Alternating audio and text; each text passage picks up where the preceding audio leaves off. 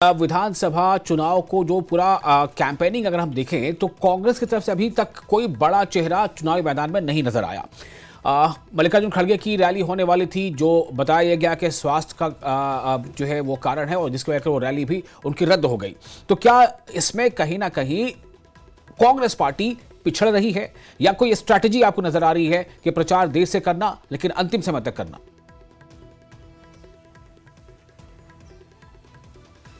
बिल्कुल, क्योंकि बड़े नेताओं की जो रैलियां हैं वो लेट ही शुरू होती हैं। हालांकि ठीक है, प्रधानमंत्री नरेंद्र मोदी बहुत जल्दी 14 तारीख को आकर के पहली रैली कर गए थे और अमित शाह भी आ गए थे, लेकिन बीजेपी जहां कोई कोर कसर नहीं छोड़ना चाहती, इसीलिए अपने बड़े बड़े नेताओं को पहले ही मैदान के अंदर उतार दिया है। वहीं कांग्रेस जो है पहले, लेकिन चुनावों की अगर बात करें तो वो ऐसा ही रहा है कि आखिरी के दिनों में ही जो स्टार प्रचारक कहें या बड़े नेता कहें वो मैदान के अंदर उतरते हैं आखिरी के 5-7 दिनों के अंदर ही। लेकिन बीजेपी ने पहले उतार दिए, लेकिन कांग्रेस की वही स्ट्रेटेजी है कि राहुल गांधी अब मैदान के अंदर उतर रहे हैं। हालांकि सचिन पायलट जो हैं वो पहले रैली कर चुके हैं हरियाणा के अंदर आकर के, अब मल्लिकार्जुन खड़गे हैं और राहुल गांधी हैं या दूसरे कांग्रेस के जो बड़े नेता हैं वो रैली करते हुए नजर आएंगे। क्योंकि अभी जो चुनाव है वो आज 24 तारीख हुई, आज 25 तारीख हुई है, तो कहीं ना कहीं 26 तारीख को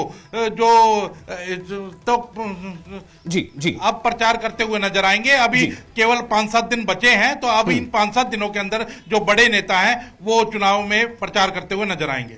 जी, आप कैसे देख रहे हैं अंकित इस स्ट्रैटेजी को? और आपसे मैं चाहूंगा कि कुछ हमें इंटरनल जानकारी दें। जिस तरह से बीजेपी लगातार कुमारी सैलजा के मुद्दे को उछालती रही, यहां तक कि ऑफर भी कुमारी सैलजा के लिए सामने आई, ऑफर की बात भी सामने आई। ऐसे में कुमारी सैलजा की तरफ से अब ये कहा जाना, मैंने कल भी आपसे पूछा था कि उनके बारे में या तो कभी पवन खेड़ा कुछ कहते हैं कि वो नाराज नहीं है, या तो कभी रणदीप सुरजेवाला कहते हैं कि उनकी रैली जल्द शुरू होने वाली है, लेकिन खुलकर वो ज्यादा कहती नजर नहीं आई थी। लेकिन अब एक दिन पहले की बात करें तो कुछ जगहों पर उन्होंने इंटरव्यूज वगैरह भी दिए हैं, उन्होंने कहा कि ऐसी कोई बात नहीं, कोई नाराजगी नहीं है। लेकिन आपने कहा कि कुछ ना कुछ तो है, अगर उसके ये बात बनता ना, तो क्या ये मान लिया जाए कि कुमारी सैलजा या उनका जो धड़ा है वो अब जो है वो मान चुका है, वो स्थिति को समझ चुका है? चूंकि एक दिन पहले दिल्ली में भी उन्होंने कई नेताओं से मुलाकात की है।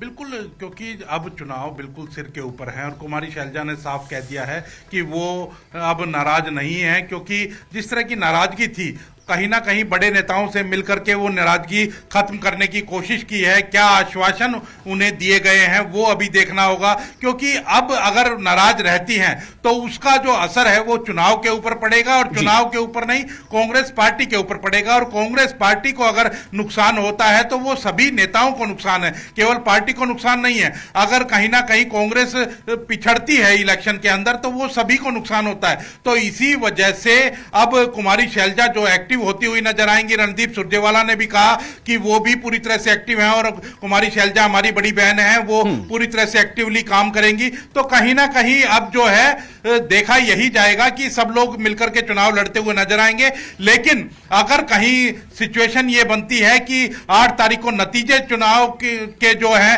वो कांग्रेस के फेवर में आते हैं, तो फिर एक बार फिर से जंग शुरू होगी मुख्यमंत्री पद